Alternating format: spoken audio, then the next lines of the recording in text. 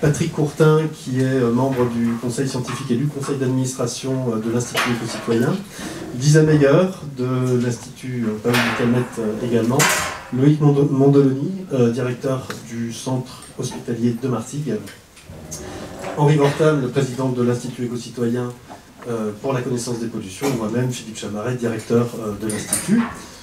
J'en ferai pas plus, je passe directement la parole à Loïc Mondoloni pour un propos introductif et commencer les travaux. Et puis, pour commencer, je voudrais déjà remercier toutes les personnes qui sont présentes aujourd'hui, parce que vous êtes nombreux, aussi bien des personnes qui sont membres d'associations, que des élus, que des représentants de l'État, que également des membres d'organismes académiques et établissements de santé.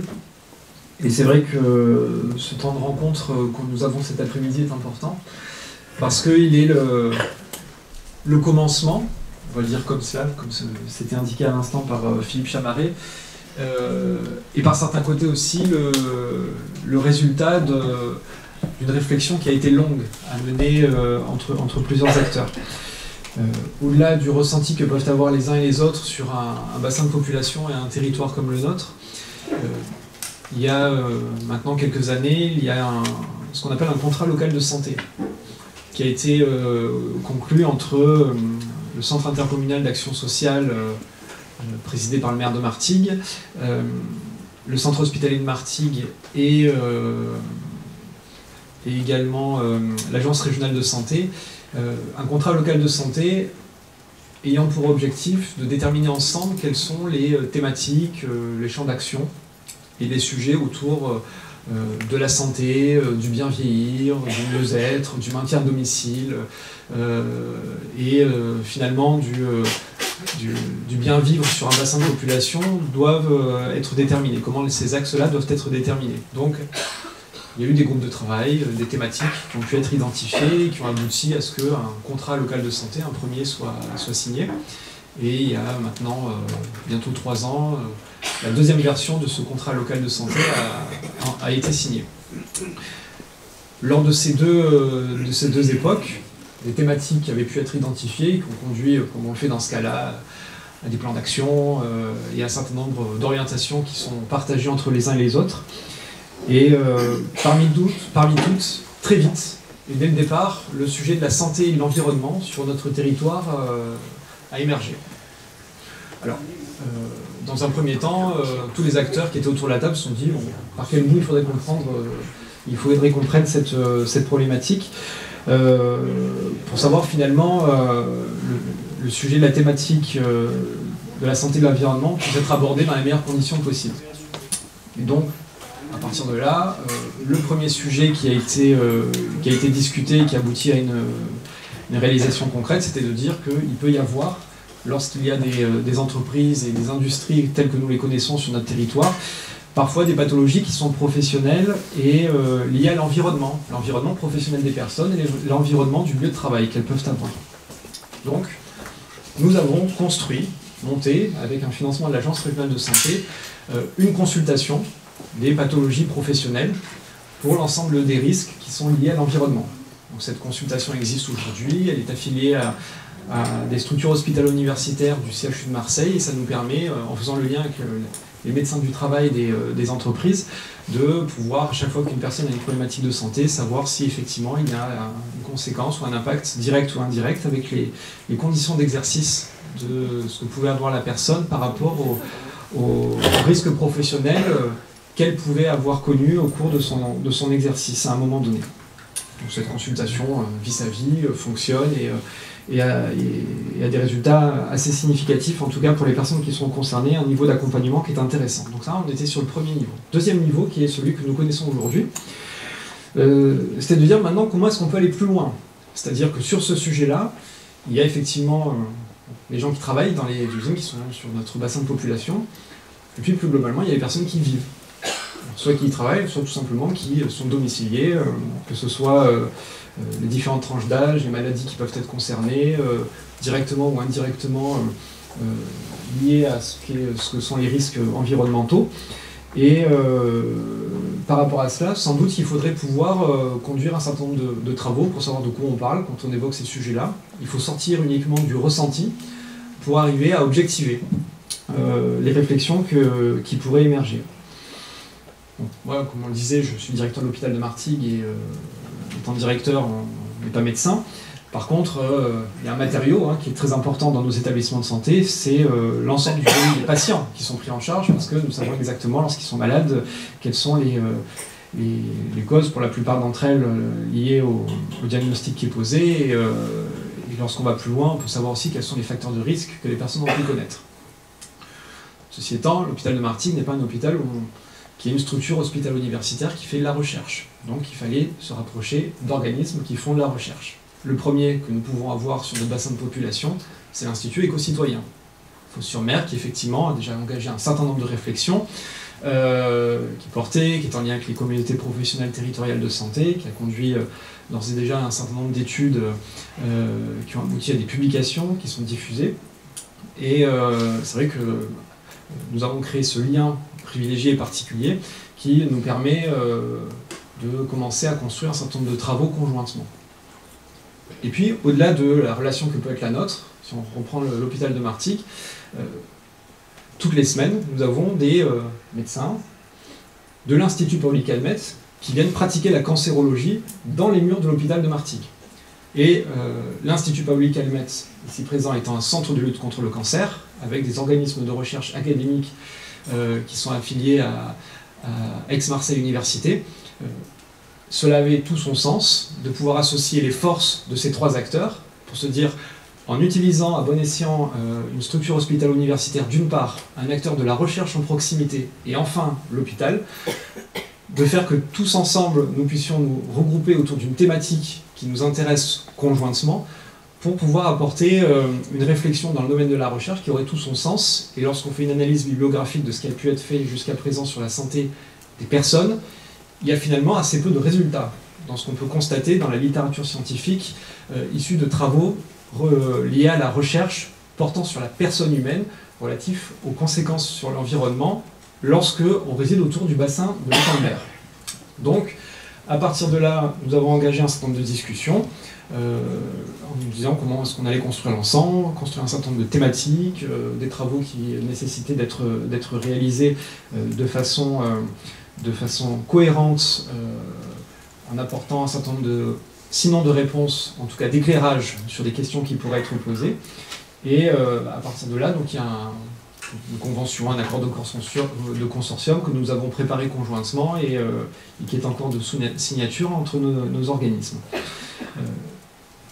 Pour commencer ces travaux, parce qu'on va pouvoir les débuter assez rapidement, on s'est dit, plutôt que déterminer tout seul par quel bout on pourrait commencer l'ensemble des réflexions, ce qui pourrait être intéressant, ce serait, au-delà de nos trois institutions, d'élargir le champ des réflexions au-delà de structures académiques, mais également à des personnes qui sont sur le territoire, de près ou de loin, et qui se posent peut-être les mêmes questions, qui pourraient potentiellement nous orienter dans un sens ou dans l'autre, et de façon à ce que nous puissions débuter par finalement un certain nombre de sujets qui concernent le plus grand nombre et sur lesquels nous pourrons porter, sinon l'attention à titre prioritaire, au moins l'attention sur la volonté de commencer par le bon commencement, c'est-à-dire ce qui aura permis d'arriver à un consensus aujourd'hui. Donc voilà, pour avoir expliqué la genèse de la réflexion et comment les travaux ont pu débuter, pourquoi on en est là aujourd'hui, et pourquoi je disais que nous sommes à la fin d'une réflexion, c'est celle de commencer un dispositif de construction scientifique, et au démarrage de quelque chose qui est sans doute important, c'est le travail entre trois acteurs, mais en lien aussi avec les acteurs de proximité. En tout cas, nous sommes très heureux que vous soyez présents aujourd'hui en grand nombre, parce que plus vous êtes présents, plus ça permettra que les discussions soient riches. Tout à fait indispensable de revenir effectivement sur la genèse et de montrer que malheureusement ce sont des processus relativement lents, mais qu'aujourd'hui une structuration du territoire et des acteurs qui se fait, non seulement évidemment ici, mais bien plus largement au niveau du territoire, avec le lab territorial par exemple, le S3PI PACA, qui sont des structures qui intègrent l'ensemble des acteurs pour réfléchir et partager des questions de santé environnementale notamment. Je vais maintenant passer la parole à Lisa Meyer, qui est la directrice des affaires médicales de l'Institut Paul Ducalmet, pour le même type d'intervention. Merci Lisa. Bonjour à toutes et à tous. Merci de nous accueillir du coup à Martigues aujourd'hui. Donc, je ne suis pas le professeur Norbert V, comme vous l'aurez constaté, donc, qui est le directeur général de l'IPC, mais qui malheureusement n'a pas pu se joindre à nous aujourd'hui.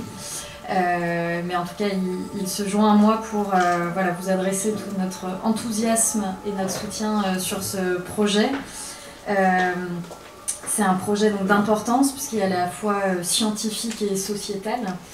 Il résulte d'une collaboration qui est assez unique et ambitieuse entre nos trois structures, donc comme l'a indiqué M. Mondolini, l'IPC, le CH de Martigues et l'Institut Éco-Citoyen, avec une conviction partagée qui est celle qu'il est primordial de mieux comprendre les liens entre la santé et l'environnement et de prévenir le plus en amont possible les pathologies.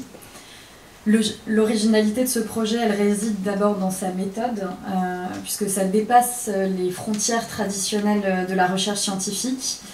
Il est relativement rare qu'un projet associe à la fois des institutions scientifiques, des acteurs publics, mais aussi des représentants de la société civile.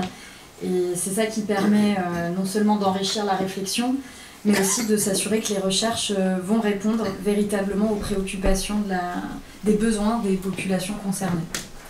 Et donc ce qu'on propose, nous, avec nos deux partenaires, c'est de converger vers un consensus sur les outils et les méthodologies qui vont permettre de construire cette connaissance légitime en matière de santé environnementale et de pouvoir agir en matière de prévention. La prévention, donc, c'est un sujet qui est prioritaire à la fois en termes de stratégie décennale du plan cancer et également inscrit dans le plan régional de santé, avec une priorité qui est donnée à la prévention des maladies chroniques notamment et des cancers, et qui insiste sur l'importance d'ailleurs de l'environnement et des conditions de vie des populations. L'IPC est pleinement engagé sur cette thématique, parce qu'on est convaincu que la détection précoce de signaux biologiques et environnementaux est un levier essentiel pour réduire l'incidence des cancers. Nous travaillons d'ailleurs au développement d'un programme qui s'intitule Interception et qui vise justement à identifier au plus tôt les personnes à risque augmenté de cancer pour proposer une prévention personnalisée. Et ça, c'est un projet qu'on monte en collaboration avec les acteurs de ville. Donc voilà, je ne vais pas être plus longue et puis je vais laisser ensuite nos chercheurs prendre la suite. Mais voilà, je voulais simplement souligner que ce projet, c'est plus qu'une initiative de recherche, c'est vraiment une démarche collective. Et on espère sincèrement que ce projet commun qui allie expertise scientifique, médicale et mobilisation citoyenne constituera une avancée pour la santé des populations locales et permettra d'éclairer les choix politiques et sanitaires de demain. Voilà, je vous remercie à tous et toutes d'être présents. Donc, je suis là pour vous présenter l'Institut Éco-Citoyen, qui est un des trois partenaires de ce projet. Je suis Henri Wortham, le président de cet institut, et qui suis également professeur à l'Université Aix-Marseille. Alors, je ne vais pas rejustifier de l'intérêt qu'il y a à effectuer des travaux sur le lien entre environnement et santé. Ça vous a été fait précédemment et je ne suis pas certain qu'il y ait besoin de beaucoup de justification pour ce genre de thématique. Je vais simplement vous présenter rapidement ce qu'est l'Institut Éco-Citoyen, puisque si vous connaissez forcément l'hôpital et très certainement l'IPC, vous connaissez peut-être un peu moins bien l'Institut Éco-Citoyen. Alors cet institut est déjà ancien, il a quand même 15 ans d'existence, et travaille sur les problématiques environnementales d'une façon générale et de façon intégrative, c'est-à-dire qu'il s'intéresse à tous les compartiments de l'environnement, que ce soit l'eau, que ce soit les sols, que ce soit l'air, que ce soit la mer. Donc s'intéresse à la pollution qu'il peut y avoir dans chacun de ces milieux, ou à la dynamique qu'il peut y avoir pour ces pollutions. Et sur ces pollutions, on essaie non seulement d'en identifier les origines, mais aussi de comprendre les conséquences de cette pollution. Et une des conséquences, c'est bien évidemment l'effet sur la santé humaine, qui est un point essentiel et qui nous réunit aujourd'hui. Alors sur la façon dont fonctionne l'Institut éco-citoyen, je vais laisser la parole à Philippe qui va vous présenter le mode de fonctionnement finalement de l'Institut. Merci Henri, désolé dans le passage de slide, j'ai omis de te présenter effectivement donc Henri Wortham, qui est aussi professeur d'université en chimie environnementale et notamment en chimie de l'atmosphère, et également directeur d'un centre de recherche sur l'environnement qui regroupe un certain nombre de laboratoires sur la zone qui s'appelle ITEM. Alors pour en revenir à l'Institut éco-citoyen, c'est effectivement une intégration de l'ensemble des thématiques, des sujets environnement et santé, et aussi l'intégration de différents acteurs. L'Institut éco-citoyen, c'est vraiment un organisme territorial qui, au sein de son conseil d'administration, regroupe à la fois des associations de défense de l'environnement, des chercheurs, des médecins, des collectivités aujourd'hui regroupées au sein de la métropole Aix-Marseille-Provence et le Grand Port Maritime de Marseille, qui est un gestionnaire territorial de poids dans ces sujets. Et l'Institut, en gros, c'est une équipe d'une dizaine de personnes qui est compétente en chimie, en écotoxicité et en épidémiologie. Alors 10 personnes, c'est pas beaucoup pour un océan de sujets comme cela et une complexité.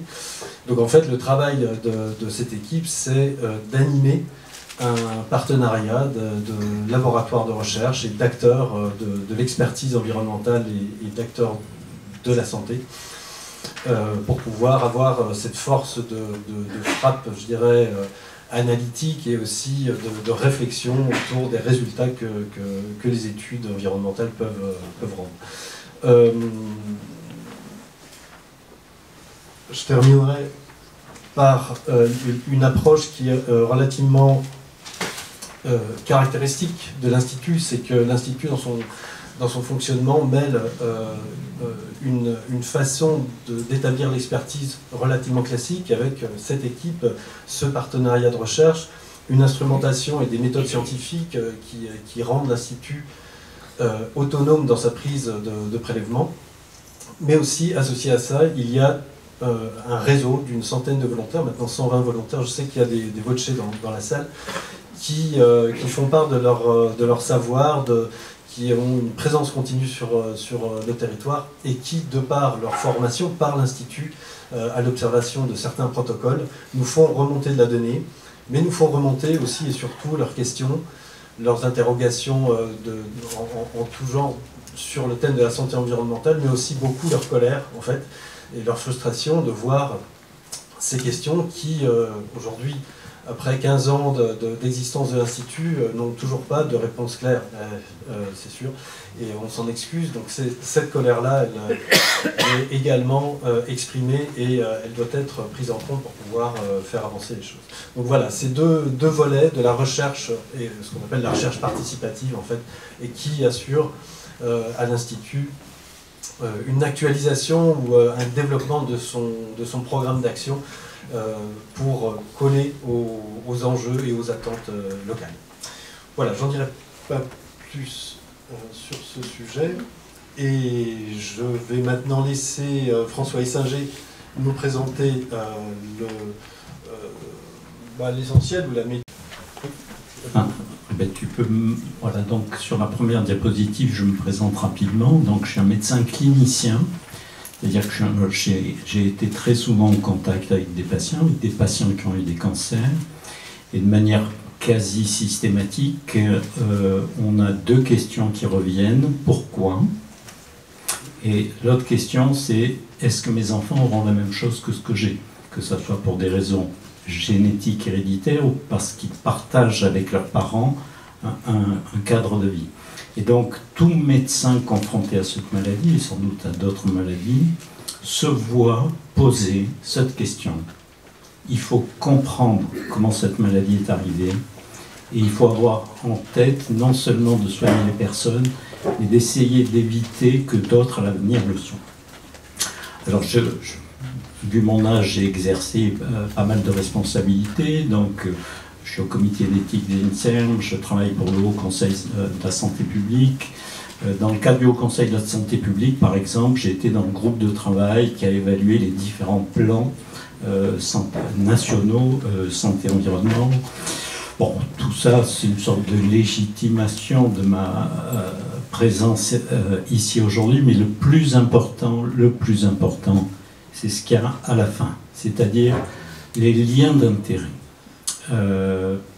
Quand j'étais plus cancérologue que santé publique, j'ai travaillé pour l'industrie pharmaceutique. Pas moi qui touchais l'argent, c'était mon hôpital, mais j'ai travaillé pour l'industrie pharmaceutique. Quand j'ai été nommé au Haut Conseil de santé publique en 2018, j'ai arrêté toute collaboration, non seulement avec l'industrie pharmaceutique, mais avec toute entreprise à visée commerciale. Donc depuis plus de 6 ans, je refuse de prendre un café si la moitié du sucre a été offert par l'industrie pharmaceutique. C'est hyper important. Voilà. Il faut, si vous voulez, que vous compreniez que tout être humain dont je fais partie et dont vous faites partie est soumis à des biais. On ne peut voir que de l'endroit où l'on est. Et donc, ce qu'il faut, c'est éviter de croire qu'on puisse vivre dans un monde sans biais, sans modification plus ou moins consciente de ce que l'on regarde. Ce qui est important, c'est que vous connaissiez les sources de ce regard que, en tant que chercheur, je peux avoir sur les objets. Voilà. 100% de mes revenus, au jour d'aujourd'hui, sont payés par vos impôts. Diapositive suivante. C'est toi, parfait. Ok. Voilà. Alors, donc il y a beaucoup d'interrogations. Vous voyez, j'en ai mis quelques-unes, mais celle qui me marque le plus, c'est la publication de la Provence. Parce que ce sont également des questions que l'on nous pose à nous chercheurs ou institutionnels. Vous voyez, les antennes téléphoniques, est-ce qu'elles sont dangereuses, oui ou non? Alors, il se trouve que les scientifiques ont du mal à répondre oui ou non. On est capable de répondre à un peu beaucoup à la folie. On est capable de répondre à 80%, mais avec un taux d'erreur de plus ou moins 5%. Donc les réponses que nous apportons dans notre culture scientifique sont forcément nuancées. Et l'attente des personnes qui nous posent ces questions, ça serait d'avoir des réponses beaucoup plus contrastées, pour ne pas dire manichéennes, que celles qu'on est capable de formuler. Et donc un des objets, pour moi, principaux, une de nos ambitions dans ce groupe de travail, c'est d'être capable, aujourd'hui, plus tard, à l'aide de forums, de débats, d'échanges, d'arriver à une sorte de consensus. Qu'est-ce que la science est capable de produire, qu'est-ce qu'elle n'est pas capable de produire, et combien de temps il va falloir pour donner la réponse. Voilà. Une fois qu'on sera d'accord là-dessus, une fois qu'on aura échangé là-dessus, ben, j'imagine qu'on sera capable de progresser. On va peut-être perdre du temps au départ, hein.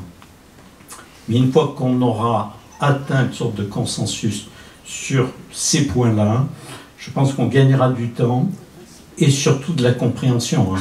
Parce que parmi les questions que l'on entend également quand on fait des conférences grand public, c'est comment se fait-il que deux études similaires donnent des réponses différentes. Voilà, ça c'est une question itérative, mais nous on est capable de répondre à ces différences et on est capable d'échanger avec vous. Donc voilà en gros une des ambitions de ce groupe de travail.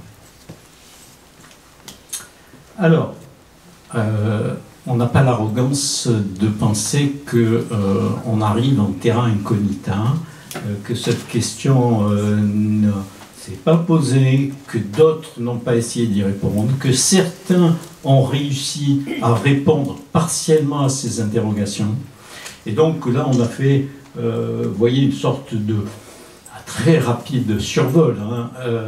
Par prudence, nous avons mis des petits points de suspension, ce qui non seulement signifie qu'on a conscience du travail existant, qu'il y a des acteurs existants, qu'il y a de la production de connaissances préexistantes, et qu'en plus on est conscient qu'on, sans doute on ne sait pas tout. Et une de nos demandes également aujourd'hui, c'est d'essayer de faire un répertoire plus exhaustif de l'existant dans ce domaine. Alors, voilà, ça c'est, si vous voulez, c'est une sorte d'illustration également du regard que j'ai sur cette question de la santé environnementale.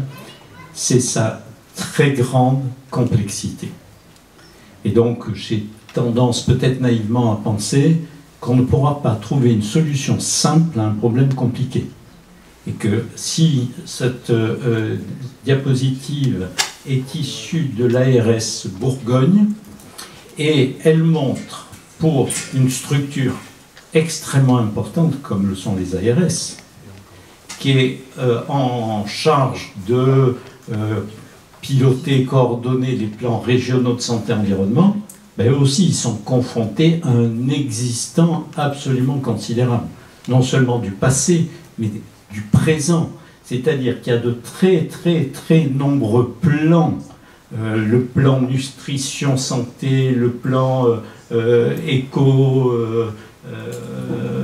concernant les pesticides, le plan radon, et ainsi de suite. Et donc, ce que je veux vous montrer, c'est que l'existant est déjà très riche et que ma préconisation, mon conseil, ma vision, c'est que si on n'est pas capable d'articuler l'existant, on n'ira nulle part.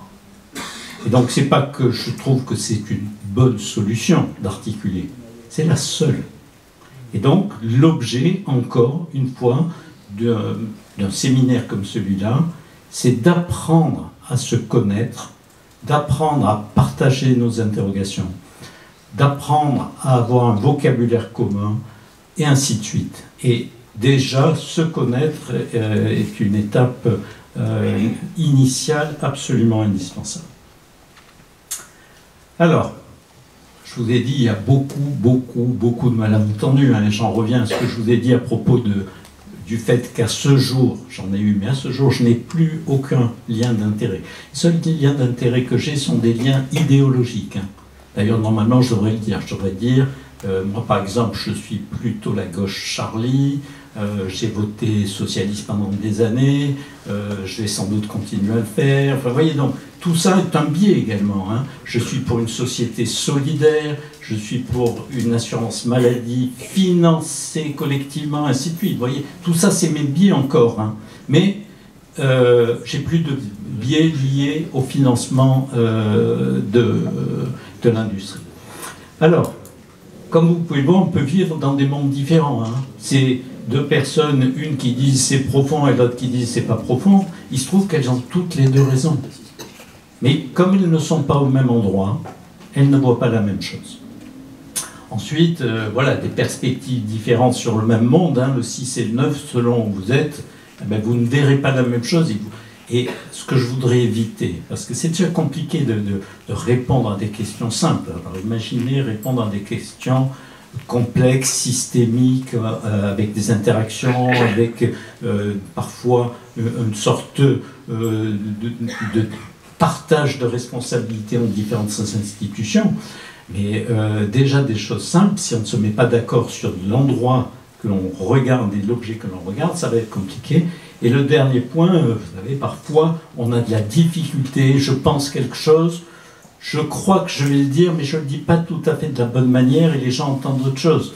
Donc tout ce travail préliminaire, c'est déjà pour éviter les polémiques inutiles. Tout ça, c'est inutile.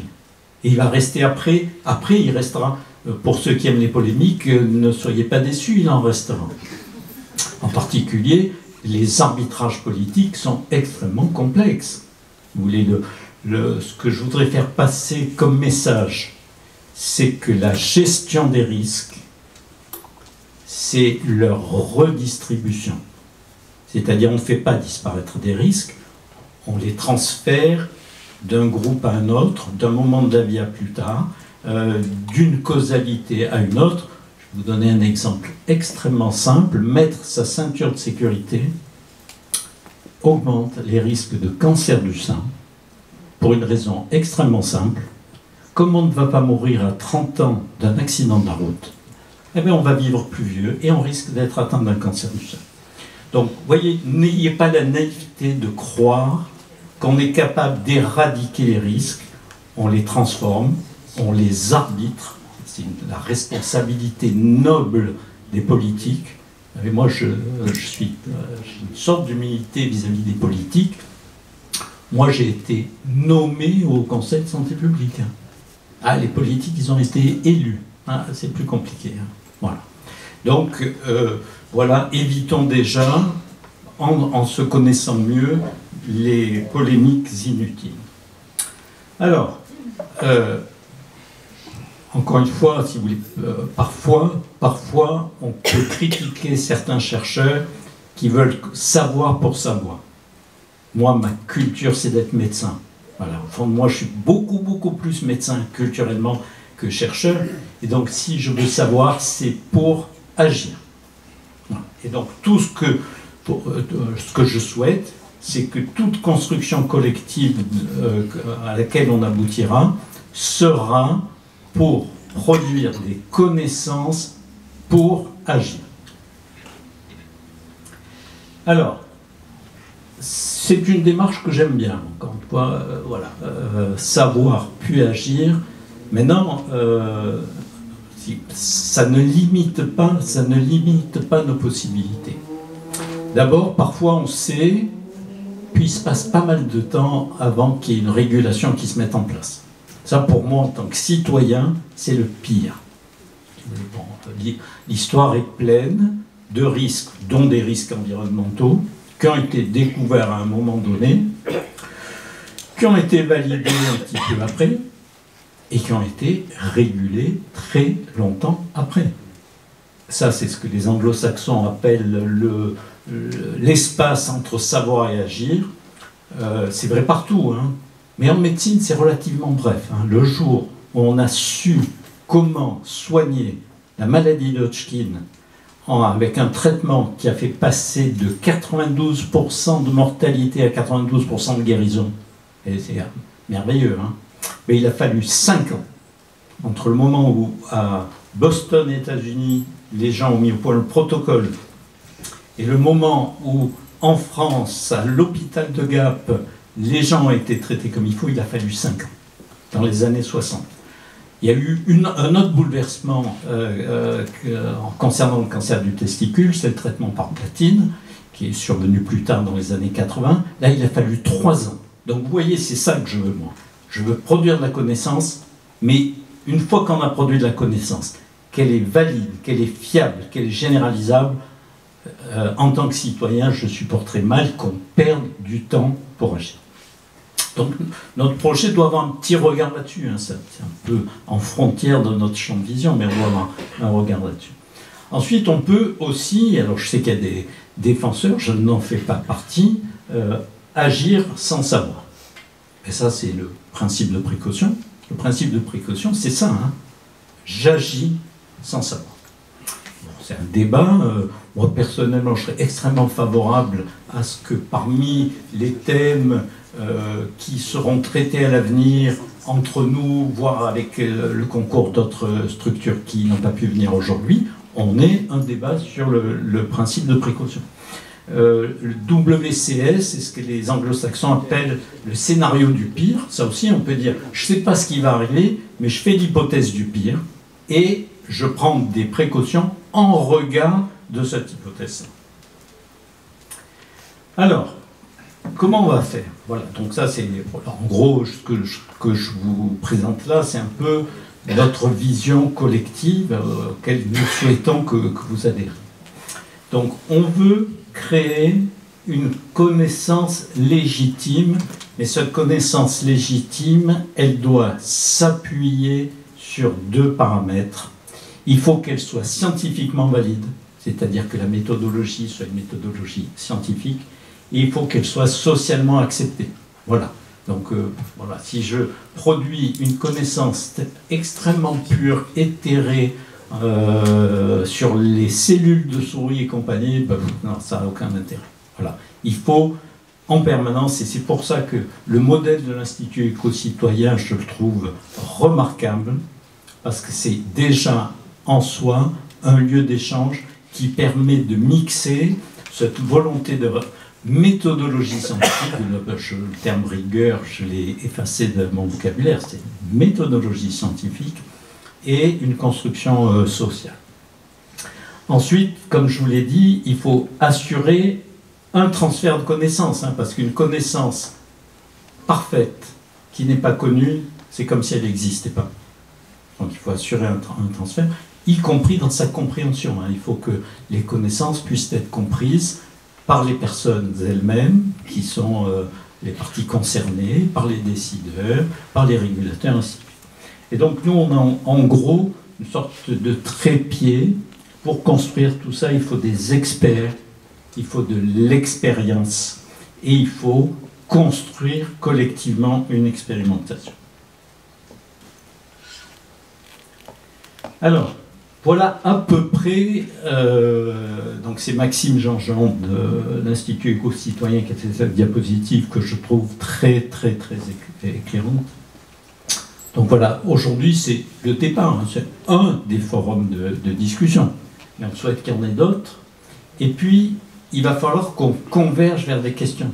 Parce que moi, en tant que chercheur, peut-être que je me pose des questions qui ne vous intéressent pas. Bah, mieux vaut se poser des questions qui vous intéressent. Donc il faut qu'on ait un consensus sur les questions qu'on va poser. Ensuite, nous experts, on va vous dire, ça, cette question, bon, si vous la jugez hyper importante, on pense qu'il faut 1 an, 3 ans, 5 ans, 7 ans pour y répondre. Donc déjà, vous voyez, dans cet échange, on est capable de planifier, de structurer, d'organiser, de faire une sorte d'agenda de la recherche, parce que, en gros, finalement, pour simplifier, il y a des questions pour lesquelles la réponse sera rapidement accessible, et c'est hyper important pour motiver notre groupe. Hein. Parce que moi, si je vous dis, j'ai la réponse, je vous garantis la réponse dans 10 ans, bah, même moi, en tant que citoyen, j'ai rien entendu. Il faut autre chose. Il faut nourrir mon espoir d'une meilleure régulation, d'une meilleure organisation.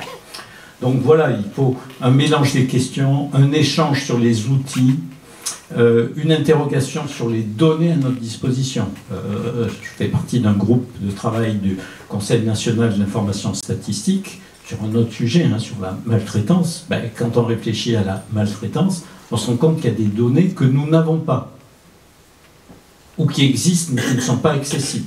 Donc tout ça, si vous voulez, en gros, cette phase-là, il faut qu'on débatte des questions, qu'on débatte des outils, des données, qu'on imagine des protocoles de recherche, voire des partenariats, et si vous voulez, tout ça sera évolutif et ajustable en fonction des progrès de notre connaissance. Hein, si vous voulez, dans tout ça, il y a aussi, qui n'est pas mentionné là, ce qu'on appelle la veille scientifique.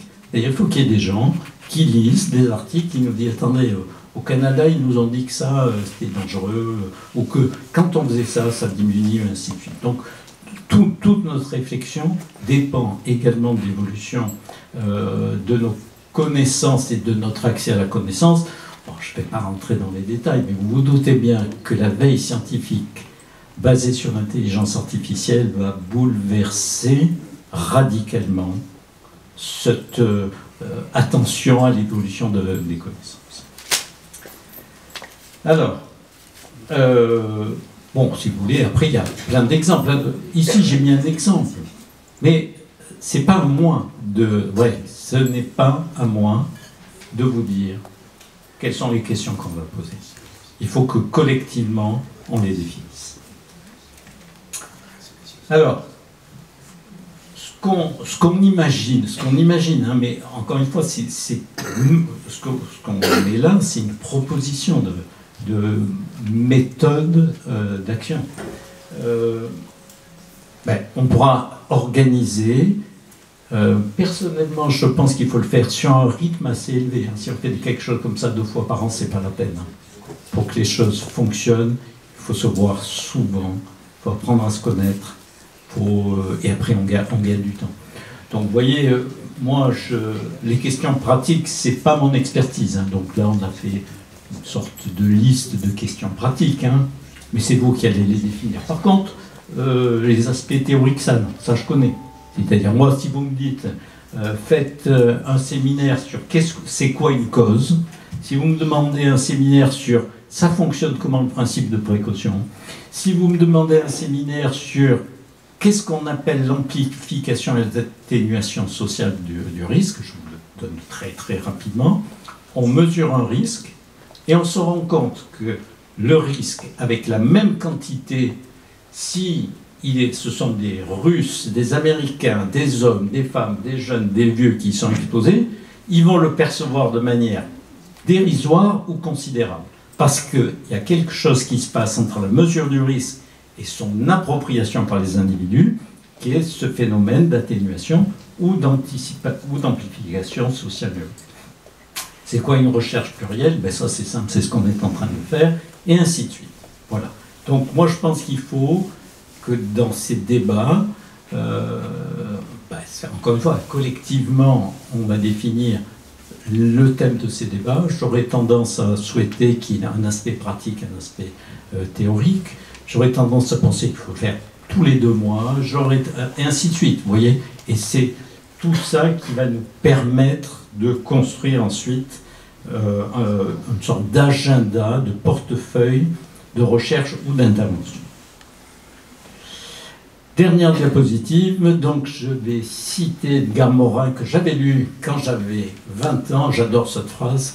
Alors c'est Edgar Morin qui l'a écrit, mais il fait semblant de l'attribuer à Saint Jean de la Croix, et je n'ai pas trouvé trace de la réalité de cette formulation par Saint Jean de la Croix, puis des Saint Jean de la Croix, il y en a plusieurs. Mais pour atteindre le point que tu ne connais pas, il faut emprunter le chemin que tu ne connais pas, et c'est ce chemin qu'on va essayer de construire ensemble. Voilà, je vous remercie.